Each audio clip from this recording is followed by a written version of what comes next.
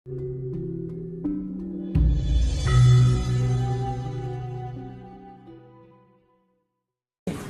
yang ada di dalam diri. Jadi inner work itu adalah memahami sesuatu yang ada di dalam, tidak keluar gitu loh. Nah, sebenarnya kan ketika kita bisa mendalami sesuatu apa yang di dalam diri kita pada saat itu sebenarnya kita sedang memahami alam semesta ini. Karena apa? Raga dan tubuh segala unsur baik fisik dan fisik ataupun metafisik di dalam diri kita itu adalah penggambaran dari unsur semesta, awal elemen semesta ini. Dan kinerjanya ketika kita bisa memahami, oh di dalam jantungku itu pergerakannya di sini, oh darahku itu begini, oh kandungan darahku itu ada apa aja, sistem kinerjanya bagaimana. Ketika kita bisa mampu menjadi inner work atau melakukan pekerjaan yang ada di dalam diri kita mencari sesuatu yang mungkin sekiranya dipahami. Akhirnya kita mengetahui, oh ternyata ketika kita sebelum mencapai yang namanya Tuhan itu, kita harus bisa mampu mendalami diri kita, gitu mas. Jadi mau naik gurdu ngotok ngono ki ora tekan mas sebenarnya. Hanya sebuah doa itu kan sebuah pengharapan, iya mas.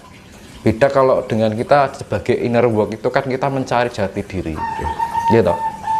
Jadi mencari siapakah diri saya. Gitu. Siapakah bagaimanakah diri saya? Akhirnya kita menemukan apa langkah-langkah yang sesuatu yang harus kita lakukan untuk kehidupan ini. Nah, akhirnya menemukan berbagai penemuan pengetahuan yang kita munculkan dari potensi yang ada di dalam diri kita sendiri sebenarnya. Nah, ketika orang bisa mampu untuk itu, mereka akan mudah untuk menerima informasi dari yang ada di luar planet bumi ini. Karena pola pandangnya sudah universal, tidak terbatasi atau terpenjara yang namanya dogma dan doktrin itu tadi mas. Makanya orang Jawa itu ilmunya ilmu fleksibel. Kenapa orang Jawa kebanyakan orang terbangkitkan spiritual lari pada ajaran-ajaran adiluhung tanah Jawi? Orangnya ajaran Jawa itu sifatnya tidak membatasi antara dengan misalkan kita menjadi orang istilahnya wong ngarani kejawen lah gitu kan. Kan tidak pernah ada suatu pemaksaan kan gitu kan, nggak pernah sifatnya orang Jawa itu menyalah-nyalahkan, sifatnya itu fleksibel gitu, luas. Ajaran Jawa itu mau begitu silahkan, asal apa yang kamu jalani itu baik kan gitu tuh. Jadi memberikan kebebasan untuk orang itu agar bisa memahami bagaimana kehidupan ini, entah bagaimanapun caramu, asal itu menjadikan kamu baik, jalanilah. Itulah orang Jawa. Keunikan ajaran orang Jawa seperti itu. Kenapa? Makanya orang terbangkitan pada lari mungkin kejawen atau kapitayan yang disebut orang mengatakan kan gitu kan. Nah, karena yaitu tadi ajaran-ajaran Jawa itu sifatnya luas dan gitu, tidak banyak larangan. Dan justru itu akan menjadikan tuntunan yang baik, karena orang Jawa itu mengajarkan tentang keluhuran. Luhur itu kan kemuliaan ya mas. Dan mengajarkan tentang kehalusan di dalam kehidupan ini. Iya kan? Ketika pikiran kita halus, perasaan kita halus, otomatis tingkah laku kita juga halus. Ketika tingkah laku kita halus, berarti kan perbuatan kita baik. Ya kan? Nah itu sebagai karena orang Jawa itu mengetahui dengan benar bagaimana esensi dari sifat ketuhanan itu yang sebenarnya. Makanya tidak pernah orang Jawa itu selalu meributkan tentang istilahnya nggak ada keracuan di dalam kebenaran. Ibaratnya kan makanya di dalam semboyan Majapahit yang dibuat oleh Hayam Wuruk Tanhana ya, Bhinneka Tunggal Ika Tanhana Dharma Makwa kan gitu kan. Nah artinya itu walaupun berbeda-beda tapi tidak ada kerancuan di dalam kebenaran. Jadi orang itu tidak berebut tentang kebenaran, tapi memberikan kebebasan untuk mencari kebenaran. Ya kan? Mau kamu jalan ke sana, asal kamu menemukan kebenaran, it's okay kan gitu.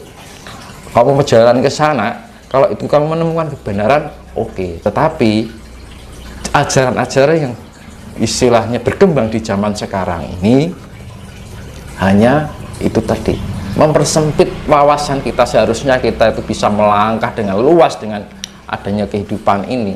Akhirnya kita kayak terpenjara, seakan-akan ketika kita keluar dari ajaran itu dianggap salah, dianggap itu orang yang berdosa, ya kan? Iya. Nah, makanya kita mulai kembali kepada ajaran yang namanya ajaran keluhuran tanah Jawi, kembali pada budi pekerti tanah Jawi, karena yaitu tadi pemikiran orang Jawa itu tidak sesempit seperti itu. Nah, makanya dulu Jawa itu di zaman masa kerajaan Majapahit, pemikirannya itu justru lebih luar biasa. Sekarang gini, Majapahit bisa menguasai dunia, ya kan? Dermaga dan kapal-kapal dari Majapahit itu menguasai dunia, ya kan? Makanya kan ada lagu nenek moyangku seorang pelaut. Nah, itu kan ada kan? Nah, leluhur kita dulu para pelaut yang menjelajahi dunia. Nah, gitu, sehebat itu. Nah, kenapa sekarang menjadi seperti ini? Nah, ini yang menjadi PR buat kita. Kenapa gitu kan? Dan selama ini kita hanya terbawa dogma dan aturan yang dinamakan, kalau secara non fisiknya itu adalah doktrinisasi, ya kan? Secara fisiknya adalah perekonomian yang namanya kapitalisme itu tadi, politik ekonomi dan politik keagamaan. Di secara non fisiknya politik keagamaan lah, yang satunya politik perdagangan. Makanya dulu penjajahan itu awal mulanya dari orang yang berdagang menuju ke Nusantara, ya kan? Tujuannya berdagang, ya kan? Lah, secara fisiknya seperti itu, penjajahan yang secara fisik. Dulu kan dibilang Jawa bagian utara, daerah Gresik, daerah Pati, Wono, daerah Semarang, Cirebon, itu kan banyak orang pendatang dari luar Nusantara untuk berdagang di Nusantara, dan mereka juga belanja karena Nusantara itu penuh dengan rempah-rempah zaman dahulu kan. Banyak kekayaan dari Nusantara ini, beraneka ragam buah-buahan, makanan, jenis rempah-rempah yang tidak ada di negeri mereka, gitu mas. Nah, dari awal mula seperti itu, akhirnya tahu bahwa Nusantara atau Pulau Jawa ini begitu luar biasa, ibaratnya itu kayak surganya dunia, apa-apa ada, tersedia gitu loh mas, secara alam, sumber daya alamnya gitu kan. Nah, akhirnya dengan politik itu menggunakan politik, pertama politik perdagangan, akhirnya membawa tentara-tentara itu yang secara penjajahan kayak Portugal, sampai Belanda, sampai Jepang kan gitu kan. Akhirnya itu yang satunya dari politik agama, gitu, penyebaran. Awalnya semua dari berdagang mas di situ, tapi mereka karena melihat Nusantara itu begitu sangat luar biasa dan bagaikan surganya dunia, ya akhirnya mereka berusaha untuk bagaimana menaklukkan tanah Jawa atau Nusantara ini. Nah, ini masih katanya dengan doktrin tadi mas. Seiring berkembangnya iptek kan, jadi kita tiap hari bahwa teknologi tiap hari terus ada perubahan signifikan kan. Nah, apakah di masa depan nanti doktrin-doktrin agama itu akan ditundukkan oleh kemajuan iptek, dan bagaimana nanti ke depan agama itu nasibnya? Apakah nanti akan ditinggalkan oleh pengikutnya atau seperti apa? Kan suatu contoh, Jepang kan bisa membuat matahari buatan, ya kan? Karena dengan kecanggihan teknologi, ya. Itu bagaimana pandangan Mas Dinis? Hukum alam itu hukum gini mas, kita berangkat wujud apa, dan dikembalikan sebagai apa, ibaratnya seperti itu, ibaratnya lah yang gitu kan, analoginya. Nah, dulu contoh ya, ini untuk Nusantara ya, dulu mereka datang dari cara politik agama dan politik ekonomi, perdagangan, ya kan, itu kan perdagangan juga kan mas, sampai sekarang berkembang, perkembangannya juga seiring berjalan, ya mas. penguasaannya itu loh, dari kemajuan teknologi, ya kan, teknologi ini apalagi tambah ini, akhirnya orang menjadi ketergantungan dengan teknologi itu kan, akhirnya timbul suatu pembodohan membuat orang itu cenderung untuk melakukan hal yang negatif, terlepas dari karena kenikmatan dunia gitu ya, timbul keserakahan, keangkaran, kemurkaan. Itu secara politik perdagangan Mas, dari dulu kan gitu, berangkat dari politik perdagangan hingga sekarang kan masih kan, ya kan, semakin pesat.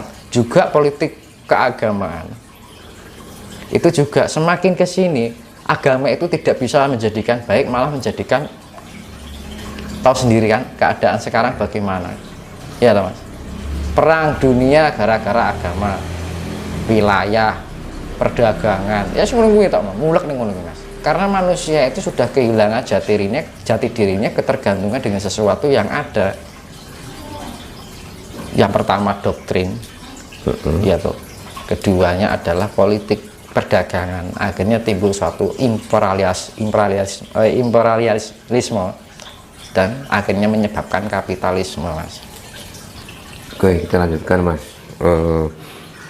Indonesia ini kan negara besar kan, sumber daya alamnya kan juga berlimpah, surganya dunia ya kan, surganya dunia. Iya. Dan kenapa kita ini masih aja dari dulu menjadi negara berkembang, ya kan, kalah dengan negara-negara tetangga kan, mulai dari teknologi, ya kan, dari segi pendidikan dan lain sebagainya. Nah, apakah dengan banyaknya agama